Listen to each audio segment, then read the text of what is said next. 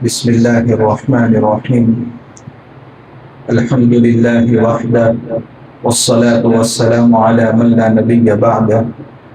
أما بعد فأعوذ بالله من الشيطان الرجيم. بسم الله الرحمن الرحيم.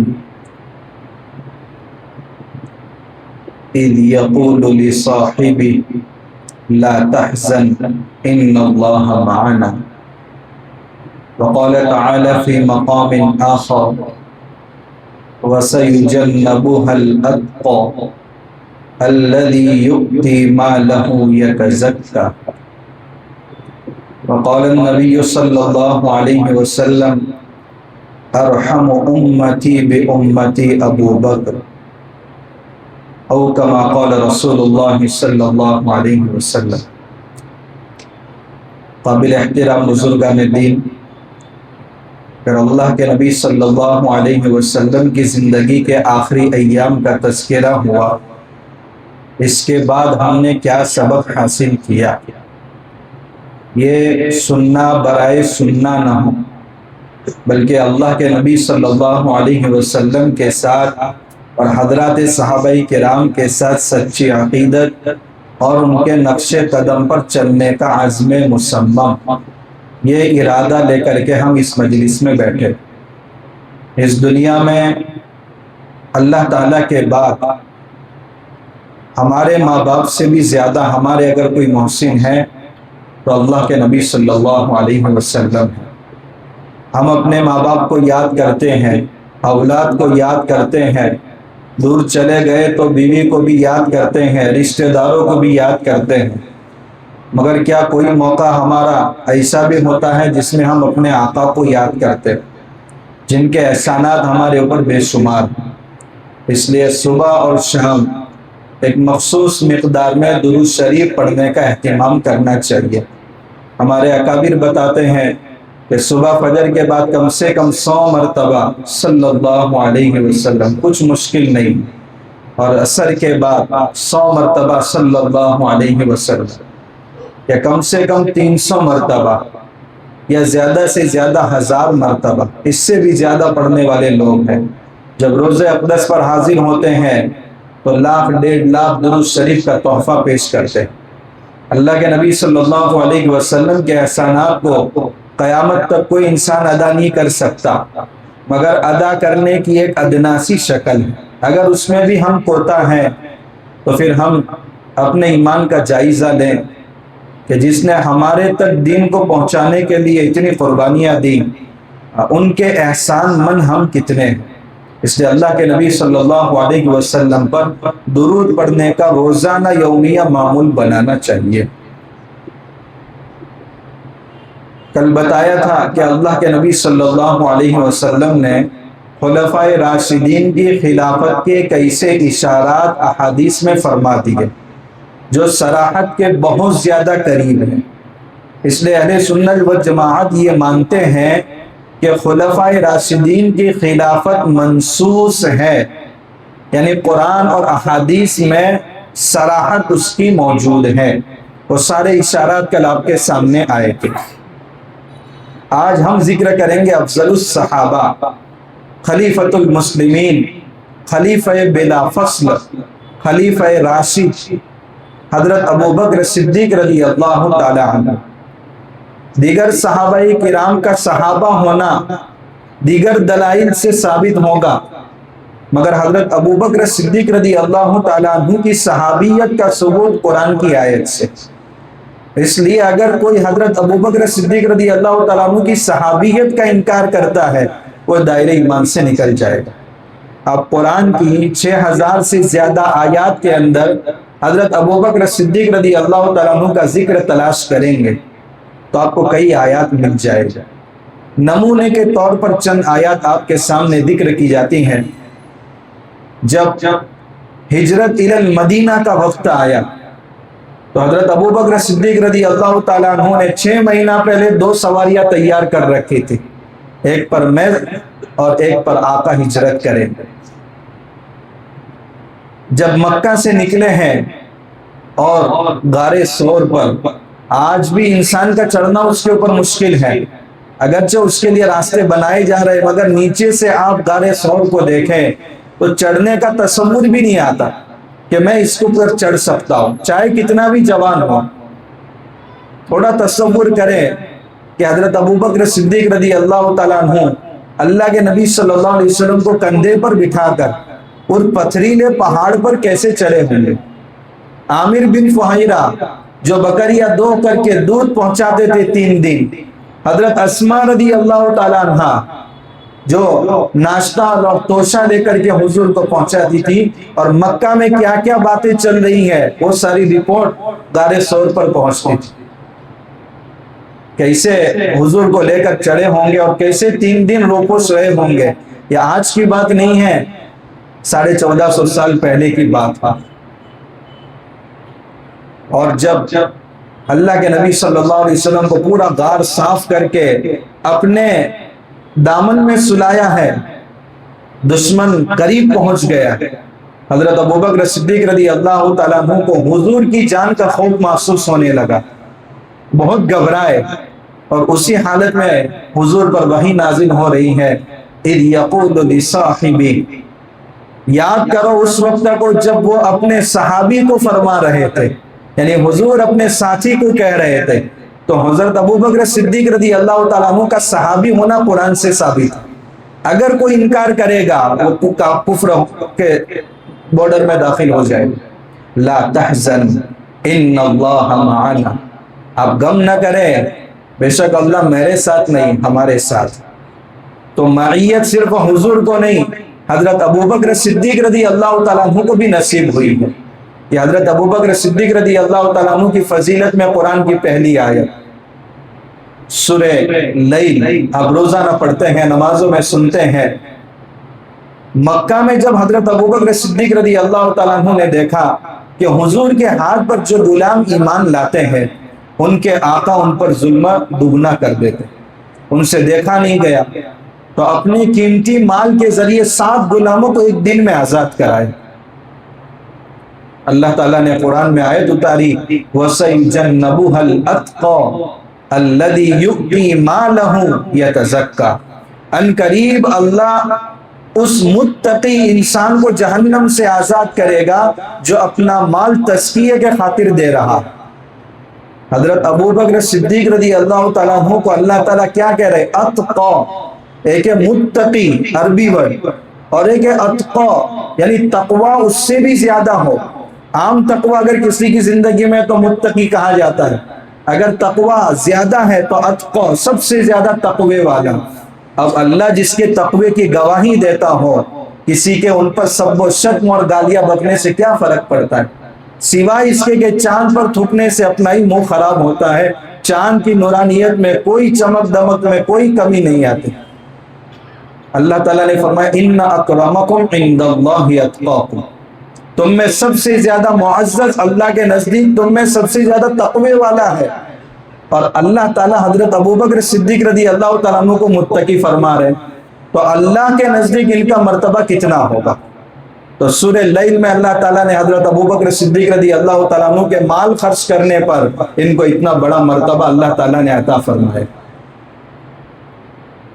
سورہ نور میں واقع عفق 10 آیتوں میں جو حضرت عائشہ صدیقہ رضی اللہ تعالی عنہ ام المؤمنین والمؤمنات، غزوہ مریسی جس کا دوسرا نام غزوہ بنو المصطلق ہے، رئیس المنافقین عبداللہ ابن ابی بن سلول، یہ مدینہ میں تھا اور لوگ مدینہ میں اس کو سردار سمجھتے تھے، مگر جب اللہ کے نبی صلی اللہ علیہ وسلم مدینہ ہجرت کر کے آئے تو اب چونکہ لوگوں کا رجحان حضور کی طرف بڑھ گیا تو اس کو اپنی چودراہٹ خطرے میں پڑنے لگی۔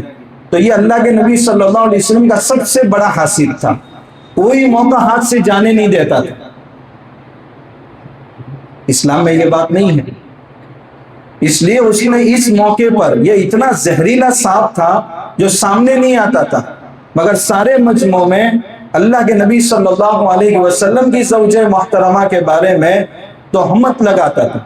حضرت صفوان ابن معطل رضی اللہ تعالیٰ عنہ، کہ وہ واقعہ لمبا ہے، رمضان میں تفسیر میں بھی آپ کے سامنے آ گیا ہے۔ تو یہ 10 آیتیں نازل ہوئی اور یہ منافقین نے سارا پروپیگنڈا ایسا کیا، بات ایسی چلی کہ بہت سارے جو بیچارے کمزور دل کے ہوتے ہیں وہ جلدی باتوں سے متاثر ہو جاتے ہیں. تو کچھ صحابہ کرام بھی اس باتوں سے متاثر ہونے لگے اور یقین کرنے لگے کہ ہو سکتا ہے یہ واقعہ درست نہ ہو. اس میں حضرت ابوبکر صدیق رضی اللہ تعالیٰ عنہ کے رشتہ دار حضرت مصطح رضی اللہ تعالیٰ عنہ تھے، بہت غریب تھے، اور ان کا سارا خرچ حضرت ابوبکر صدیق رضی اللہ تعالیٰ عنہ اٹھاتے تھے. لیکن جب دیکھا کہ میری بیٹی پر تہمت لگانے والوں سے متاثر یہ شخص بھی ہے تو قسم کھا لی تھی کہ آج کے بعد 1 روپیہ بھی خرچ نہیں کروں گا. ظاہر سی بات ہے کون برداشت کر پاتا ہے. واقعہ افک میں 10 آیت برات کی نازل ہوئی تو اس کے ساتھ یہ آیت بھی نازل ہوئی وَلَا يَأْتَلِ أُولُو الْفَضْلِ مِنْكُمْ وَالسَّعَةِ، تم میں سے فضل والے اور وسعت والے کے لیے مناسب نہیں ہے کہ نیک کام سے روکنے کی قسم کھا لے. وَلْيَعْفُوا وَلْيَصْفَحُوا، معاف کرو، درگزر کرو. تم بھی اللہ سے یہی امید رکھتے ہو کہ اللہ مجھے معاف کرے. حضرت ابوبکر صدیق رضی اللہ تعالیٰ عنہ نے فرمایا براءت کی آیت نازل ہو چکی ہے، میں بھی اللہ سے یہی امید رکھتا ہوں کہ اللہ مجھے معاف کرے. میں نے بھی حضرت مصطح کو معاف کر دیا اور جتنا خرچ روکے رکھا تھا وہ بھی دیا اور ڈبل کر دیا. قرآن کہہ رہا ہے فضیلت والے، فضل والے، وسعت والے. تو قرآن حضرت ابوبکر صدیق رضی اللہ تعالیٰ عنہ کو کیسے کیسے القاب سے یاد کر رہا ہے. اب ظاہر سی بات ہے جو اس قرآن کو محرف سمجھتے ہو، جو اس قرآن کو رد و بدل والا سمجھتے ہو کہ اس قرآن میں تبدیلی ہو چکی ہے، ہم ان سے پوچھتے ہیں آپ کے پاس کتاب ہدایت کہاں ہے؟ ہمارے پاس تو قرآن ہے، تمہارے پاس کہاں ہے؟ تو وہ کہتے ہیں ہمارے 12ویں امام مہدی المنتظر یہ 259 ہجری میں پیدا ہوئے تھے، اور حضرت علی رضی اللہ تعالیٰ عنہ کی نسل میں جو 11 امام آئے ہیں یہ ان کا عقیدہ ہے. شیعوں میں ایک بہت بڑا طبقہ اور فرقہ ہے اثنا عشری طبقہ. اثنا عشر کے معنی 12، اور جو 12 اماموں کا عقیدہ رکھتے ہیں ان کو اثنا عشری کہا جاتا ہے. ہمارے علاقے میں بہت ہے یہ 12 اماموں کا عقیدہ رکھنے والے. ان کے نزدیک حضرت مہدی 12ویں امام ہیں اور وہ پیدا ہو چکے ہیں. ہمارے نزدیک 12 اماموں کا کوئی عقیدہ نہیں، امامت کا ہی ہمارے عقیدہ نہیں، ہمارے یہاں خلافت ہے. 4 خلفاء پر خلافت ختم ہو گئی اور اس کے بعد اللہ نے جس کو چاہا بادشاہ بنایا، ملوکیت کا دور شروع ہوا. خلافت کا دور اسی 30 سال میں ختم ہو گیا. یہ اللہ کے نبی صلی اللہ علیہ وسلم کی پہچان گوئی تھی. ان کے یہاں 12ویں امام غار میں جا چکے ہیں اور اوریجنل قرآن ان کے پاس ہے. اس لیے ان لوگوں نے بہت سارے اپنے ہی شیعوں سے سرمن وعا کے غار میں جا چکے ہیں. ہو سکتا ہے یہ عراق یا ایران میں ہو یہ غار. امام کو تحفہ دینے کے لیے بہت سارا مال لوگوں کے پاس سے لوٹا گیا اور لوگوں کی ملاقات حضرت مہدی سے نہیں ہو سکتی. بعد میں جب حکومت کو پتا چلا کہ اتنا فراڈ چل رہا ہے تو 3000 سے زیادہ ایران میں مہدویت کا دعویٰ کرنے والے لوگ پیدا ہو گئے. ان کو مجبوری میں جیل میں ڈالنا پڑا. خیر بات یہ چل رہی تھی کہ حضرت ابوبکر صدیق رضی اللہ تعالیٰ عنہ جن کا تذکرہ قرآن میں جا بجا موجود ہے اور جو قرآن کو محرف مانتے ہو ان کو ان کی فضیلت کیسے ہضم ہو سکتی؟ اللہ کے نبی صلی اللہ علیہ وسلم کے بے شمار فرامین ہیں. آپ صلی اللہ علیہ وسلم کبھی ارشاد فرماتے ہیں لا ينبغي لقوم فیہم ابو بکر ان یؤمہم غیرہم، کسی قوم کے لیے مناسب نہیں ہے کہ ان میں ابو بکر موجود ہوں اور ان کے علاوہ کوئی دوسرا امامت کرے. سب سے زیادہ بڑی فضیلت حضور نے بیان فرما دی. کبھی آپ صلی اللہ علیہ وسلم فرماتے ہیں ابو بکر غار میں بھی میرے ساتھی تھے اور حوض کوثر پر بھی میرے ساتھی ہوں گے. آپ جمعہ کے خطبے میں اکثر سنتے ہیں ارحم امتی بی امتی ابو بکر، میری امت میں سب سے زیادہ میری امت پر مہربان اگر کوئی ہے تو وہ ابو بکر. ایک مرتبہ عجیب واقعہ ہوا. حضرت عمرو بن عاص رضی اللہ تعالیٰ عنہ کو حضور ایک غزوے کے لیے بھیج رہے تھے اور ان کو امیر بنایا تھا. تو بہت خوش ہو گئے کہ حضور کے نزدیک میرا بہت بڑا مرتبہ ہے. اللہ کے نبی صلی اللہ علیہ وسلم کا صحابہ کے ساتھ عجیب طرح کا معاملہ تھا. ہر صحابی یہ سمجھتا تھا کہ حضور کے نزدیک سب سے زیادہ قدردان میں ہوں. حضور قدر کی نگاہ سے مجھے ہی دیکھتے. تو ایک مرتبہ عمرو بن عاص رضی اللہ تعالیٰ عنہ کو جب غزوے کا امیر بنایا تو وہ خوشی میں سوال کر بیٹھے, یا رسول اللہ سب سے زیادہ پسندیدہ آپ کو کون ہے؟ سننا یہ چاہتے تھے کہ آج میرا نام آئے گا. تو اللہ کے نبی صلی اللہ علیہ وسلم نے فرمایا عائشہ. فرمایا رسول اللہ رجال مردوں میں کہا ابو بکر. اس کے بعد سوال نہیں کیا اور بہت شرمندہ ہوئے. لیکن ہمیں تو دلیل مل گئی کہ امت میں انبیاء کے بعد اگر کوئی سب سے افضل ہے تو حضرت ابو بکر صدیق رضی اللہ تعالیٰ عنہ. اور یاد رکھیے یہ خلفائے اربعہ مہاجرین اور انصار, تمام صحابہ میں سب سے بڑا مرتبہ مہاجرین اور انصار کا ہے. ان سے بھی بڑا مرتبہ جو حدیبیہ میں شریک تھے اور درخت کے نیچے جنہوں نے بیعت کی تھی ان کا بڑا مرتبہ ہے. ان 1500 صحابہ میں ان میں بھی بڑا مرتبہ اصحاب بدر کا ہے, اور اصحاب بدر میں بھی بڑا مرتبہ خلفائے اربعہ کا ہے. اور خلفائے اربعہ کا مرتبہ خلافت کی وجہ سے نہیں ہے. اگر خدا نہ خواستہ چاروں خلفاء خلیفہ نہ بنتے تو بھی ان کی فضیلت اس امت میں ایسی ہی باقی رہتی. یہ ہمارا عقیدہ. اور ان خلفاء اربعہ میں حضرت ابو بکر صدیق رضی اللہ تعالیٰ عنہ پہلے نمبر پر ہیں, حضرت عمر رضی اللہ تعالیٰ عنہ تیسرے نمبر پر ہے, حضرت عثمان رضی اللہ تعالیٰ عنہ تیسرے نمبر پر, اور حضرت علی رضی اللہ تعالیٰ عنہ چوتھے نمبر پر. تو حضرت ابو بکر صدیق رضی اللہ تعالیٰ عنہ سے سب سے زیادہ محبت حضور نے حضرت عمرو ابن عاص رضی اللہ تعالیٰ عنہ کو جواب دیا. اس کے بعد انہوں نے سوال نہیں کیا. اس کے بعد جب اللہ کے نبی صلی اللہ علیہ وسلم دنیا سے پردہ فرما جاتے ہیں تو حضرت ابو بکر صدیق رضی اللہ تعالیٰ عنہ کا دور خلافت شروع ہوتا ہے. حضور کی پوری زندگی کے ایام 22,330 دن اور 6 گھنٹے, اور حضرت ابو بکر صدیق رضی اللہ تعالیٰ عنہ کا دور خلافت 2 سال 3 مہینے اور 10 دن. بہت مختصر دور, لیکن یہ فتنوں سے بھرا دور تھا. اب ایک سب سے بڑا سوال حضرت ابو بکر صدیق رضی اللہ تعالیٰ عنہ کی ذات پر شیعوں کی طرف سے یہ کیا جاتا ہے, مسجد نبوی میں اللہ کے نبی صلی اللہ علیہ وسلم کا جنازہ رکھا ہوا اور یہاں صحابہ کے درمیان خلافت کے امور طے ہو رہے کہ حضور کے بعد خلیفہ کون. دیکھیے جس نے حسد کی عینک اور چشمہ لگایا ہو اس کو ہنر بھی عیب نظر آتا ہے, کیونکہ عینک حسد کی لگائی ہے. اگر آپ کا شیشہ لال ہے تو سمپل رائس بھی آپ کو لال نظر آئے گی, کیونکہ آپ نے عینک ایسی لگائی. شیعوں کو صحابہ سے بغض ہے تو ان کے اچھے اخلاق بھی ان کو برے نظر آتے ہیں.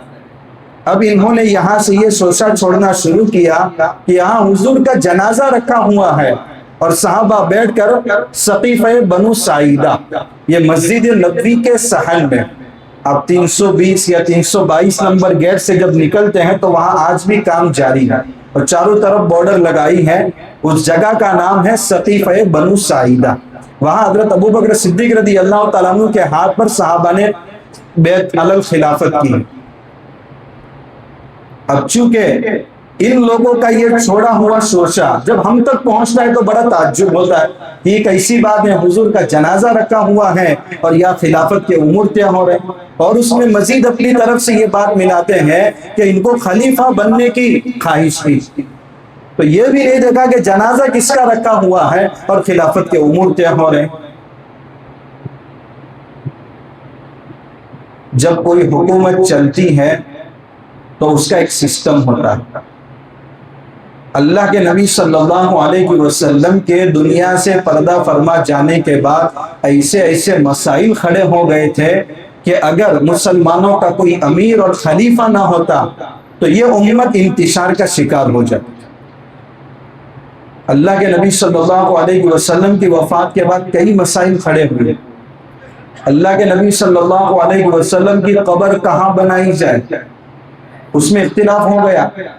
کسی نے کہا کہ حضور کا اصل وطن مکہ ہے لہذا آپ کو مکہ منتقل کیا جائے.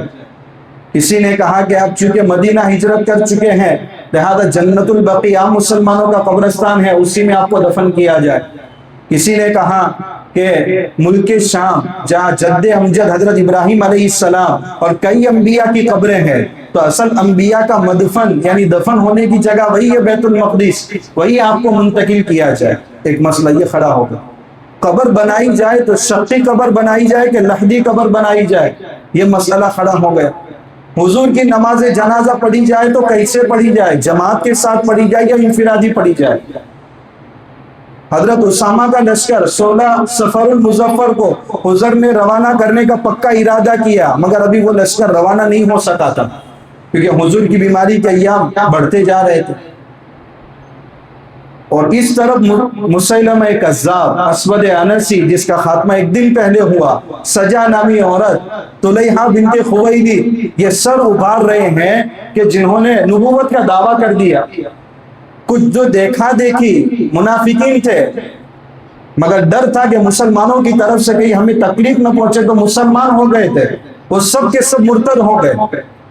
ایسے ایسے مسائل کھڑے ہو گئے کہ اگر مسلمانوں کا خلیفہ اگر ایک طے نہ ہوتا تو اختلاف اور انتشار پھیل جائے۔ اس لیے انصار وہاں ثقیفہ بنو ساعدہ کے پاس جمع ہوئے اور انہوں نے یہ طے کیا کہ ایک خلیفہ انصار میں سے ہو اور ایک خلیفہ مہاجرین میں سے۔ جب یہ بات حضرت ابوبکر صدیق رضی اللہ تعالیٰ عنہ کو پتہ چلی تو حضرت عمر رضی اللہ تعالیٰ عنہ کو لے کر وہی مسجد نبوی کے باہر ثقیفہ بنو ساعدہ کے پاس پہنچے اور انصار کی ذہن سازی کی کہ اس امت کو انتشار سے بچانا ہے۔ پھر حضرت عمر رضی اللہ تعالیٰ عنہ نے تقریر کی اور سب صحابہ کرام حضرت ابوبکر صدیق رضی اللہ تعالیٰ عنہ کی بیعت پر متفق ہو گئے اور وہی حضرت ابوبکر صدیق رضی اللہ تعالیٰ عنہ کے ہاتھ پر بیعت کی۔ حضرت علی رضی اللہ تعالیٰ عنہ بھی ان بیعت کرنے والوں میں شامل تھے۔ یہ خود حضرت علی رضی اللہ تعالیٰ عنہ کا بیان ہے۔ بخاری شریف میں ایک روایت ہے کہ حضرت علی رضی اللہ تعالیٰ عنہ نے حضرت ابوبکر صدیق رضی اللہ تعالیٰ عنہ کے ہاتھ پر 6 مہینے کے بعد بیعت کی۔ دونوں روایتیں ہیں۔ اب وہ روایت بخاری کی لیتے ہیں، سارا پس منظر سامنے نہیں ہوتا، جس کو چاہتے ہیں بخار چڑھا دیتے ہیں اور وہ بدزن میں مبتلا ہو جاتا ہے۔ دونوں روایتوں کو جمع کر کے اس کا مطلب یہ ہوتا ہے حضرت ابوبکر صدیق رضی اللہ تعالیٰ عنہ نے ابتدا میں بیعت کی، مگر وہ بیعت پورے مجمع کے سامنے نہیں تھی، تو کچھ لوگوں کے درمیان غلط فہمی پھیل گئی، تو 6 مہینے کے بعد مجمع کے سامنے حضرت ابوبکر صدیق رضی اللہ تعالیٰ عنہ کے ہاتھ پر بیعت کی اور ان کا منہ بند کر دیا کہ میرے بارے میں جو غلط گمان تم یہ کر رہے ہو، اگر میں نے بیعت نہیں کی تو آج پورے مجمع کے سامنے میں بیعت کرتا ہوں۔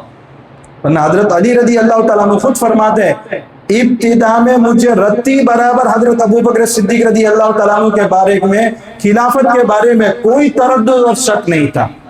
کل روایت میں نے سنائی تھی، حضرت علی رضی اللہ تعالیٰ عنہ فرماتے ہیں جس شخص کو حضور نے ہمارے دین کا امام بنایا وہ اپنی زندگی میں، ہم نے اپنی دنیا کے بارے میں بھی ان کو امام بنا دیا۔ جب ان کا یہ بیان موجود ہے، مدعی سست ہے تو گواہ کیوں اتنا چست ہے کہ حضرت علی رضی اللہ تعالیٰ عنہ نے حضرت ابوبکر صدیق رضی اللہ تعالیٰ عنہ کے ہاتھ پر بیعت نہیں کی۔ یہ پس منظر یاد رکھیں۔ اب چونکہ بڑے مسائل کھڑے ہو گئے یا خلافت کا معاملہ طے ہو گیا، اب مسئلہ آیا کہ حضور کی قبر کون بنائے، تو حضرت ابوبکر صدیق رضی اللہ تعالیٰ عنہ نے فرمایا صحابہ میں دونوں طرح کے لوگ قبر بنانے والے تھے۔ حضرت ابو طلحہ رضی اللہ تعالیٰ عنہ نے قبر بنائی، جو وہ قبر بنا دیتے وہی قبر اللہ کے نبی صلی اللہ علیہ وسلم کی بنائی گئی۔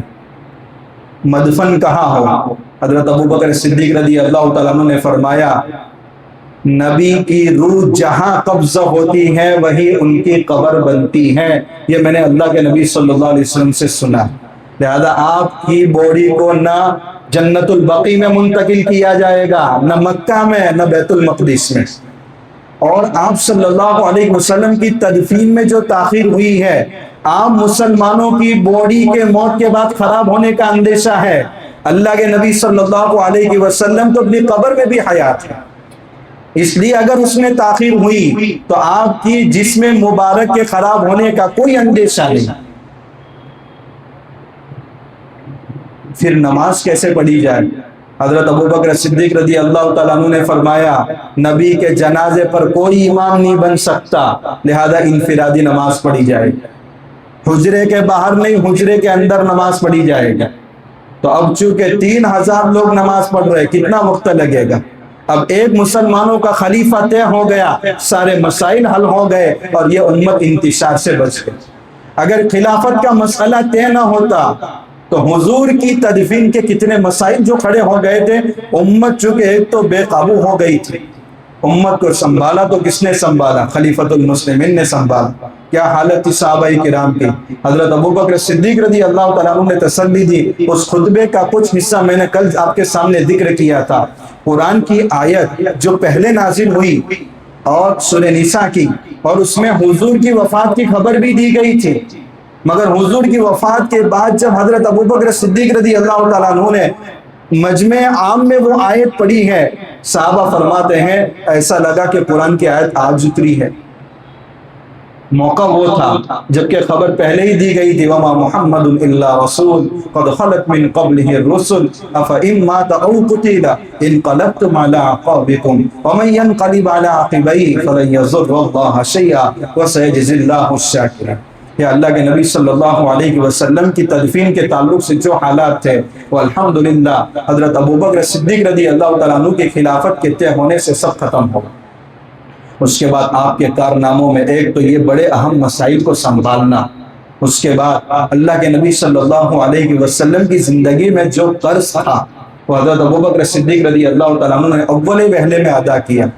حضرت جابر رضی اللہ تعالیٰ عنہ کے 1500 درہم حضور پر قرض باقی تھے۔ بحرین سے جیسے ہی مال غنیمت آیا ہے، حضرت ابوبکر صدیق رضی اللہ تعالیٰ عنہ نے اعلان کیا کہ کسی کا قرض حضور کے ذمے باقی ہو تو آئے اور میرے پاس سے وصول کر لے۔ حضرت جابر رضی اللہ تعالیٰ عنہ آئے اور ان کا اللہ کے نبی صلی اللہ علیہ وسلم کا قرض ادا کیا۔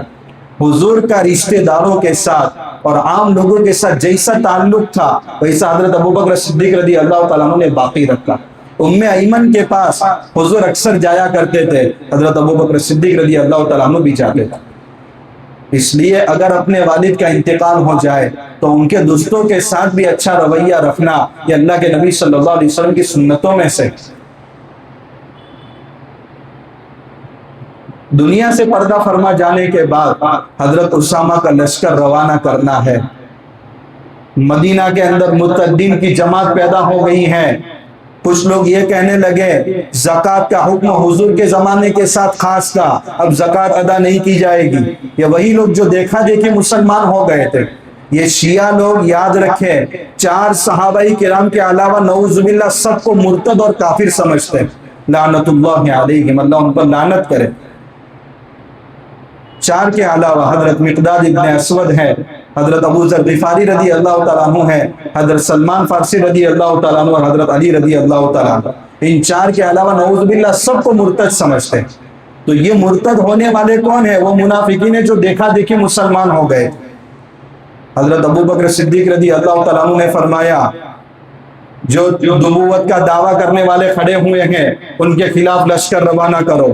حضرت اسامہ رضی اللہ تعالیٰ عنہ کا لشکر روم کی طرف روانہ کرو، اور مدینہ کے اندر جو مرتدین پیدا ہوئے ہیں ان سے قتال کرنے کے لیے میں تیار ہوں۔ بہت سارے صحابہ کرام حضرت ابوبکر صدیق رضی اللہ تعالیٰ عنہ کی رائے کے خلاف ہو گئے، حتیٰ کہ جنگ میں سب سے پہلے پیش رہنے والے حضرت عمر رضی اللہ تعالیٰ عنہ اور حضرت علی رضی اللہ تعالیٰ عنہ بھی آئے اور کہا اے خلیفۃ المسلمین، اس وقت یہ موقع نہیں ہے کہ سختی اختیار کی جائے، مدینہ میں بغاوت کے حالات ہیں اور آپ باہر ملکوں کی طرف لشکر روانہ کر رہے ہیں۔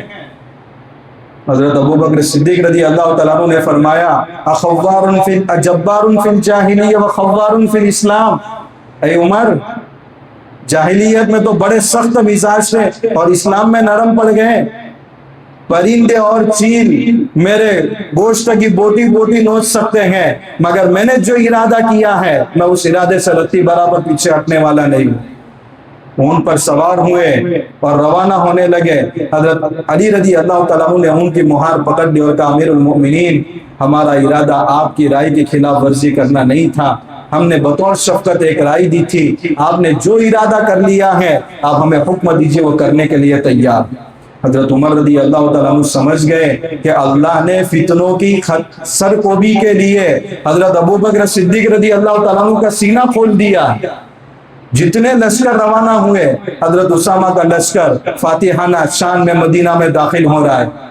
نبوت کا جھوٹا دعویٰ کرنے والوں کا خاتمہ ہو گیا، مرتدین کا قلع کما ہو گیا، سارے فتنے ایک ساتھ ختم ہو گئے۔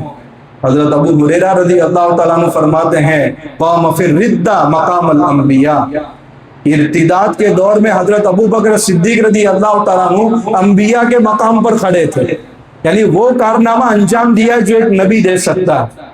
حضرت عبداللہ بن مسعود رضی اللہ تعالیٰ عنہ فرماتے ہیں کرہناہ فی الابتداء وحمدناہ علی الانتہاء، ابتدا میں ہم حضرت ابو بکر صدیق رضی اللہ تعالیٰ عنہ کے فیصلوں کو ناپسند کر رہے تھے، مگر جب اخیر میں سارے فتنے ایک ساتھ ختم ہو گئے تو ہم ہی تعریف کرنے لگے کہ انہوں نے جو کیا وہ بہتر کیا۔ تو ایک ساتھ اتنے سارے فتنوں کا خاتمہ اگر کسی نے کیا ہے، اس وقت علماء نے لکھا ہے کہ اگر فرشتہ بھی ہوتا تو وہ کام نہ کر سکتا جو حضرت ابو بکر صدیق رضی اللہ تعالیٰ عنہ نے کیا۔ اللہ امت کی طرف سے خوب جزائے خیر عطا فرمائے۔ نرم دل تھے مگر حالات کو سنبھالنے کا سلیقہ اور ہنر اللہ تبارک و تعالیٰ نے دیا تھا، اور کیوں نہ ملے۔ آپ کے معلم، کامل معلم اور استاد تھے، وہ ہیں میرے اور آپ کے آقا محمد رسول اللہ صلی اللہ علیہ وسلم۔ بھلا آقا نے جن کی تربیت فرمائی ہو ان میں کوئی کمی نہیں رہ سکتی، اس لیے فرمایا تھا تم الدین وانقطع الوحی اینقص الدین وانا حی، اے عمر دین مکمل ہو چکا ہے، آسمان سے وحی کا سلسلہ ختم ہو چکا ہے، اب دین کا کوئی انکار کرنے والا میری امت میں باقی رہے اور ابو بکر زندہ رہے یہ ہو نہیں سکتا۔ یعنی میری موجودگی بیکار ہوگی اگر میری زمانے میں کوئی دین کا انکار کرنے والا پیدا ہو جائے۔ یہ ہمت کی وجہ سے حالات میں بہت زیادہ تبدیلی آئی۔ ایک دوسرا اعتراض، پہلا اعتراض اور اس کا جواب آپ کے سامنے آیا کہ حضور کا جنازہ رکھا ہوا اور خلافت کے امور طے ہو رہے۔ بہت مختصر کر رہا ہوں، وقت ابھی پورا ہو رہا ہے۔ دوسرا اعتراض یہ تھا، مدینہ سے 3 منزل کے فاصلے پر ایک جگہ ہے، اس جگہ کا نام ہے باغ فدق، وہاں چشمہ بھی تھا اور کھجور کے باغات بھی تھی۔ دیکھیے میدان جنگ میں جو مال ملتے ہیں وہ کئی قسم کے مال ہیں، ایک مال غنیمت بھی ہے، ایک مال فی بھی ہے اور ایک مال نفل بھی ہے۔ نفل الگ الگ مفسرین نے اس کی تفسیر کی ہے۔ دشمنوں سے جنگ پیش آئے اور ان کو ہرایا جائے، اس کے بعد جو مال ملتا ہے وہ مال غنیمت ہے۔ دشمن سرنڈر ہو جائے، جنگ کی نوبت نہ آئے اور اپنا مال پیش کر دے، اس کو مال فی کہا جاتا ہے۔ اور اعلان ہوتا ہے جنگ سے پہلے جو فلاں بڑے دشمن کو قتل کرے گا اس کو مین آف دا میچ دیا جائے گا، مین آف دا سیریز دی جائے گا، جیسے میچوں میں اعلان ہوتا ہے تاکہ ہر کوئی اچھی کارکردگی کرنے کی کوشش کرے، اس کو مال نفل کہا جاتا ہے۔ یہ مال باغ فدق اللہ کے نبی صلی اللہ علیہ وسلم کو ملا تھا مال فی کے طور پر، اور مال فی کا کیا حکم ہے سورہ حشر میں اس کا بیان، ما آفاء اللہ علی رسولہ من اہل القرى فللہ وللرسول ولذی القربى والیتامى والمساکین وابن السبیل۔ مال فی یعنی بغیر جنگ کیے ہوئے دشمن کے سرنڈر ہونے کے بعد جو ان سے مال ملتا ہے، اس مال میں اللہ کا حق ہے، اللہ کے رسول کا حق ہے، حضور کے قریبی رشتہ داروں کا حق ہے، یتیموں کا حق ہے، مساکین کا حق ہے، مسافرین کا حق ہے۔ یہ مال فی کے بارے میں قرآن نے صاف اعلان کر دیا، یہ کسی کی شخصی ملکیت نہیں ہے، یہ باغ فدق حضور کے قبضے میں آیا تھا، اور اللہ کے نبی صلی اللہ علیہ وسلم اپنے قریبی رشتہ داروں میں، یتیموں میں، مسکینوں میں خرچ کرتے تھے۔ اب جب اللہ کے نبی صلی اللہ علیہ وسلم دنیا سے پردہ فرما گئے تو کل بتایا تھا وصیتوں میں ایک وصیت آپ کی یہ تھی، نصیحت، لا نورث نحن معاشر الانبیاء، ہم انبیاء کی جماعت سے تعلق رکھتے ہیں، لا نورث ما ترکنا فهو صدقۃ، ہم پیچھے کسی کو وارث نہیں بناتے، ہمارا چھوڑا ہوا مال سارا صدقہ ہے، بیت المال میں جمع ہو جائے گا، کوئی شخصی مالک نہیں ہوگا۔ اب شیعوں کی طرف سے اعتراضات اٹھائے جاتے ہیں۔ بخاری شریف میں ایک روایت، حضرت فاطمہ الزہرا رضی اللہ تعالی عنہ حضرت ابوبکر صدیق رضی اللہ تعالیٰ عنہ کے پاس آئی اور باغ فدق کے متعلق سوال کیا۔ حضرت ابوبکر صدیق رضی اللہ تعالیٰ عنہ نے بتایا کہ ہم نے آپ کے والد محترم کے بارے میں ان سے یہی حدیث سنی ہے، لا نورث ما ترکنا فهو صدقۃ، ہمارے مال میں وراثت جاری نہیں ہوتی، ہم جو کچھ چھوڑ کر جاتے ہیں وہ صدقہ۔ لہذا باغ فدق کے بارے میں اگر آپ میراث کا مطالبہ کر رہے ہیں تو میراث اس میں جاری نہیں ہو سکتی، اور میں آقا کے حکم کے خلاف کبھی نہیں کر سکتا۔ اگر آپ کو مال کی ضرورت ہے تو ابو بکر کا سارا مال آپ کی خدمت میں حاضر ہے۔ حضرت فاطمہ الزہرا رضی اللہ تعالی عنہا نے موت تک اس مسئلے کے تعلق سے کبھی حضرت ابو بکر صدیق رضی اللہ تعالیٰ عنہ سے بات نہیں کی۔ بات اتنی ہے، ان کو حدیث سمجھ میں آ گئی کہ میرے والد نبی ہے، اور میرے والد نے خود فرمایا ہے کہ ہمارے مال میں میراث جاری نہیں ہوتے۔ جب بیٹے کو حدیث سمجھ میں آ گئی، موت تک مطالبہ نہیں کیا۔ تو حضرت فاطمہ تو کو حدیث سمجھ میں آتی ہے، مگر ان شیعوں کو حدیث سمجھ میں نہیں آتی۔ اب وہ کیا کہتے ہیں، حضرت فاطمہ الزہرا رضی اللہ تعالیٰ عنہ نے میراث کا مطالبہ کیا، حضرت ابو بکر نے نہیں دیا، موت تک ان سے بات نہیں کی۔ بھئی کس تعلق سے بات نہیں کی؟ اب یہ تو سوچئے۔ تو یہاں بھی مدعی سست ہے، گواہ چست ہے۔ کسی نہ کسی طریقے سے آپس میں صحابہ کرام کے درمیان بغض ثابت کرنا، اور وہ ثابت ہوتا نہیں۔ یاد رکھیے بھائی، ناراضگی ایک دل کا عمل ہے۔ جب تک انسان نہ بتائے تب تک پتہ نہیں چلتا کہ وہ ناراض ہے۔ ہاں، قرائن اور حالات سے معلوم ہو سکتا ہے، مگر ہو سکتا ہے کہ آپ قرائن سے جو رائے پیش کرے وہ غلط بھی ہو۔ حضرت فاطمہ الزہرا رضی اللہ تعالیٰ عنہ نے زندگی پر کبھی نہیں کہا کہ میں حضرت ابو بکر سے ناراض ہوں۔ آپ کو کیسے پتا چلا کہ وہ ناراض ہیں؟ نہیں، ایسا لگا تو کوئی دلیل نہیں ہے۔ اس کے برخلاف بہت سارے دلائل موجود ہیں، اب وقت نہیں ہے۔ حضرت علی رضی اللہ تعالیٰ، حضرت ابو بکر صدیق رضی اللہ تعالیٰ عنہ کی اہلیہ محترمہ حضرت اسماء بنت عمیس رضی اللہ تعالیٰ عنہ جب حضرت فاطمہ بیمار ہوئی ہے تو تیمارداری، دیکھ بھال، ان کی خدمت حضرت اسماء رضی اللہ تعالیٰ عنہ کرتی تھی۔ حضرت فاطمہ نے فرمایا کہ مجھے پردے کے لیے گہوارہ بنا کر دیا جائے، تو حضرت اسماء رضی اللہ تعالیٰ عنہ نے بنا کر دیا۔ حضرت فاطمہ الزہرا رضی اللہ تعالیٰ کا انتقال کے وقت حضرت ابو بکر صدیق رضی اللہ تعالیٰ عنہ کی اہلیہ محترمہ حاضر ہے۔ اگر حضرت ابو بکر صدیق رضی اللہ تعالیٰ عنہ ناراض تھے تو اپنی اہلیہ کو کیوں بھیجتے؟ تو یہ سارے قرائن تو یہ بتا رہے ہیں، پلس حضرت ابو بکر یہ فرما رہے آپ کو مال کی ضرورت ہے، میرا سارا مال حاصل ہے۔ یہ سارے قرائن تو یہ بتا رہے ہیں کہ حضرت فاطمہ ناراض نہیں تھی، ان کو حدیث سمجھ میں آ گئی، تو اس مسئلے کے تعلق سے موت تک بات نہیں تھی۔ اور یاد رکھیں، حضرت ابو بکر صدیق رضی اللہ تعالیٰ عنہ نے کس کی بات پر عمل کیا؟ اللہ کے نبی صلی اللہ علیہ وسلم کی بات پر عمل کیا، اور حضور نے فرمایا میرے مال میں وراثت جاری نہیں ہوگی۔ تو اگر حضرت ابو بکر نے وراثت میں مال نہیں دیا تو اور کس نے بھی نہیں دیا؟ حضور نے بھی نہیں دیا۔ تو جو الزام حضرت ابو بکر پر آپ لگا رہے وہی الزام حضور پر بھی لگ رہا ہے، آپ کو یہ بھی سوچنا چاہیے۔ نیز چوتھے خلیفہ کون ہے؟ حضرت علی رضی اللہ تعالیٰ عنہ۔ ان کو جب خلافت ملی ہے، باغ فتح ان کے کنٹرول میں آیا ہے، تو وہ اپنی اہلیہ محترمہ کو تو دے سکتے تھے کہ نہیں دے سکتے تھے؟ مان لیجیے حضرت فاطمہ الزہرا رضی اللہ تعالیٰ عنہ کا انتقال ہو گیا تھا، تو خود بھی تو وارث بن سکتے تھے، پلس وراثت اگر حضور کے مال میں جاری ہوتی تو خالی بیٹی تو وارث نہیں ہوتی، بیویاں بھی تو وارث ہوتی ہیں، اور بیویوں میں کون ہے؟ حضرت عائشہ صدیقہ رضی اللہ تعالیٰ عنہ۔ تو حضرت ابو بکر صدیق رضی اللہ تعالیٰ عنہ باغ فتح میں سے وراثت میں سے محروم کیا، تو کس کو بھی محروم کیا؟ حضرت عائشہ اپنی بیٹی کو محروم کیا۔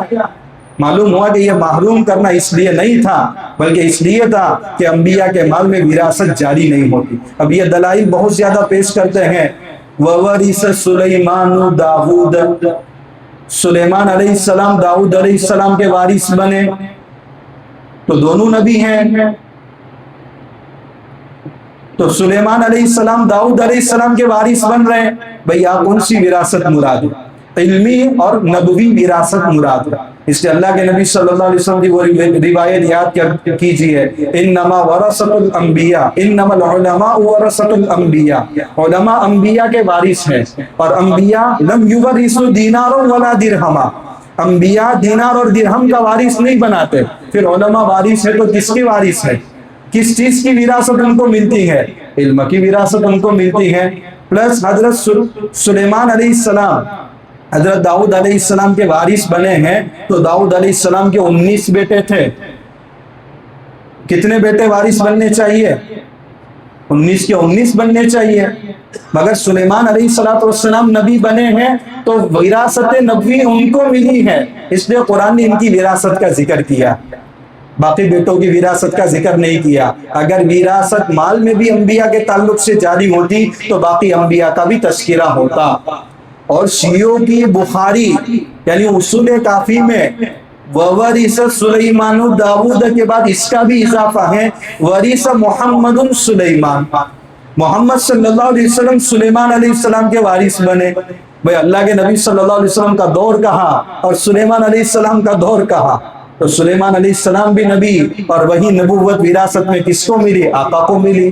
تو یا کون سی وراثت مراد ہے اور آپ مالی وراثت مراد لے رہے ہیں؟ حضرت زکریا علیہ السلام دعا کر رہے ہیں رب حب لی من لدنک ولیہ، اے اللہ اپنی طرف سے ایک بیٹا مجھے عطا فرما یریثنی جو میرا وارث بنے ویریث من آل یعقوب اور آل یعقوب یعنی یعقوب علیہ السلام کے اولاد کا بھی وارث بنے. تو میرا وارث بننا تو سمجھ میں آتا ہے، یعقوب علیہ السلام کے اولاد کے وارث یہ کیسے بنیں گے؟ معلوم ہوا کہ میں نبی ہوں، مجھے آپ نے علم عطا فرمایا ہے، میرا بیٹا بھی علم میں اور نبوت میں میرا وارث بنے، ایسا بیٹا مجھے عطا فرما. ورنہ انبیاء کو اپنے مال کی فکر نہیں ہوتی کہ میرے بعد کھانے والا کوئی بھی نہیں ہے تو مجھے بیٹا چاہیے، اس لیے بیٹا کا مطالبہ نہیں کیا. یہ تو انبیاء پر اعتراضات ہو رہے. تو یاد رکھیں